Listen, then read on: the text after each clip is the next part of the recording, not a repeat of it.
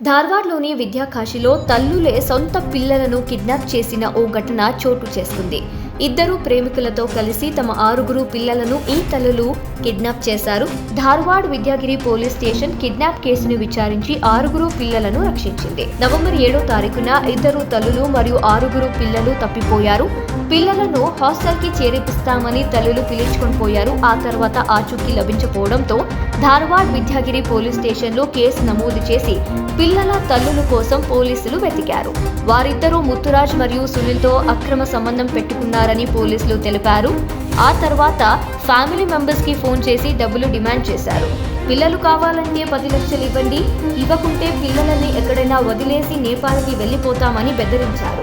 దీంతో పిల్లల కోసం హైదరాబాద్, మహారాష్ట్ర, బెంగళూరులో వెతికిన పోలీసులు చివరకు బెంగళూరులో పిల్లలతో ఉన్న తల్లుల్ని గుర్తించారు. తల్లులతో పాటు ప్రేమికులైన ముత్తురాజ్ మరియు సునీల్ ని కూడా అరెస్ట్ చేసి ఇన్వెస్టిగేట్ చేస్తున్నారు. దీని గురించి పోలీసులు ఏం మాట్లాడారో చూద్దాం రండి. ಧಾರವಾಡ ನಗರ ಕಮಿಷನರೇಟ್ ವ್ಯಾಪ್ತಿಯ ವಿದ್ಯಾಗಿರಿ ಪೊಲೀಸ್ ಠಾಣೆಯಲ್ಲಿ ಇದೇ ತಿಂಗಳು 7ನೇ ತಾರೀಕು ಒಂದು ಪ್ರಕರಣ ದಾಖಲಾಗುತ್ತೆ. ಅದೊಂದು ಮನುಷ್ಯ ಕಾಣೆ ಪ್ರಕರಣ, ಮಿಸ್ಸಿಂಗ್ ಕೇಸ್ ಅಂತ ಏನು ಹೇಳ್ತೀವಿ. ಅದು ಒಂದೇ ಪ್ರಕರಣದಲ್ಲಿ ಒಟ್ಟು 8 ಜನ ನಾಪತ್ತೆ ಆಗಿರುವಂಥದ್ದು ಕಂಡುಬರುತ್ತೆ. ಅದರಲ್ಲಿ ಅಣ್ಣ ತಮ್ಮಂದ್ರ ಹೆಂಡತಿಯರು 2 ಮತ್ತು ಆ ಪ್ರತಿ ಹೆಣ್ಮಕ್ಳಿಗೆ 3 ಜನ ಮಕ್ಕಳು, ಒಟ್ಟು 6 ಜನ ಮಕ್ಕಳು ಮತ್ತು 2 ಹೆಂಗಸರು ನಾಪತ್ತೆ ಆಗಿದ್ದಾರೆ ಅಂತಂದು ಕಂಪ್ಲೇಂಟ್ ಆಗುತ್ತೆ. ಕಂಪ್ಲೇಂಟ್ ಆದ ತಕ್ಷಣ ಅವ್ರನ್ನ ಹುಡುಕುವಂಥ ಪ್ರಯತ್ನ ನಮ್ಮ ವಿದ್ಯಾಗಿರಿ ಮತ್ತು ಧಾರವಾಡ ACP ಅವರ ನೇತೃತ್ವದಲ್ಲಿ ಅವರ ಸಂಪೂರ್ಣ ತಂಡ ಕಾರ್ಯೋನ್ಮುಖ ಆಗುತ್ತೆ. 6 ಜನ ಮಕ್ಕಳಿದ್ದರಿಂದ ಭಾಳ ಆತಂಕ ಉಂಟಾಗಿರುತ್ತೆ ಅಲ್ಲಿ. ಮತ್ತು ಸುತ್ತಮುತ್ತಲ ಏರಿಯಾದಲ್ಲಿ ಧಾರವಾಡದ ಭಾಗದಲ್ಲಿ ಮಕ್ಕಳು ನಾಪತ್ತೆಯಾಗಿದ್ದಾರೆ ಅನ್ನುವಂಥದ್ದು ಸ್ವಲ್ಪ ದೊಡ್ಡ ಸುದ್ದಿಯಾಗಿ ಆತಂಕ ನಿರ್ಮಾಣ ಆಗಿರುತ್ತೆ. ನಂತರದಲ್ಲಿ ನಿರಂತರವಾಗಿ ನಾವು ಪತ್ತೆ ಕಾರ್ಯ ಮುಂದುವರಿಸಿದಂಥ ಸಂದರ್ಭದಲ್ಲಿ ನಮಗೆ ಬೆಂಗಳೂರಲ್ಲಿ ಸ್ವಲ್ಪ ಲೀಡ್ ಸಿಗುತ್ತೆ. ಏನಂದರೆ ಬೆಂಗಳೂರು ಹೆಬ್ಬಾಳ ಭಾಗದ ಕೆಲ ಪ್ರದೇಶಗಳಲ್ಲಿ ಇವರು 8 ಜನ ಜೊತೆಗೆ ಮೂವ್ಮೆಂಟ್ ಆಗಿರುವಂಥದ್ದು ಕಂಡುಬರುತ್ತೆ.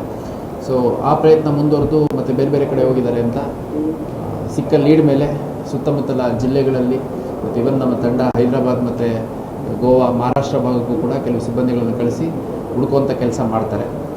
ನಿನ್ನೆ ಒಂದು ಕರೆ ಬರುತ್ತೆ, ಈ ಕುಟುಂಬ ಸದಸ್ಯರಿಗೆ ಕರೆ ಬಂದುಬಿಟ್ಟು ಆ ಕರೆಯಲ್ಲಿ ಸುಮಾರು 10 ಲಕ್ಷಕ್ಕೂ ಹೆಚ್ಚು ಹಣವನ್ನು ಒಂದು ಅಕೌಂಟಿಗೆ ಟ್ರಾನ್ಸ್ಫರ್ ಮಾಡಬೇಕು ಅಂತಂದು ಡಿಮ್ಯಾಂಡ್ ಮಾಡ್ತಾರೆ. ಅಕಸ್ಮಾತ್ ಟ್ರಾನ್ಸ್ಫರ್ ಮಾಡಲಿಲ್ಲ ಅಂದರೆ ನಮಗೇನು ಮಕ್ಕಳ ಬಗ್ಗೆ ಯಾವ ಕಾಳಜಿ ಇಲ್ಲ, ಮಕ್ಕಳನ್ನ ಎಲ್ಲಿ ಅಲ್ಲಿ ಬಿಟ್ಬಿಟ್ಟು ಯಾರಿಗಾದ್ರೂ ಬೇಕಿದ್ದರೆ ಕೊಟ್ಬಿಟ್ಟು ನಾವು ನಂತರ ನಿಮ್ಗೆ ಯಾವತ್ತೂ ಸಿಗದಂಗೆ ಸಾಧ್ಯವಾದರೆ ನೇಪಾಳದ ಕಡೆ ಹೋಗ್ಬಿಡ್ತೀವಿ ಅಂತೆಲ್ಲ ಬೆದರಿಕೆ ಹಾಕ್ತಾರೆ. ಯಾರು ಈ 2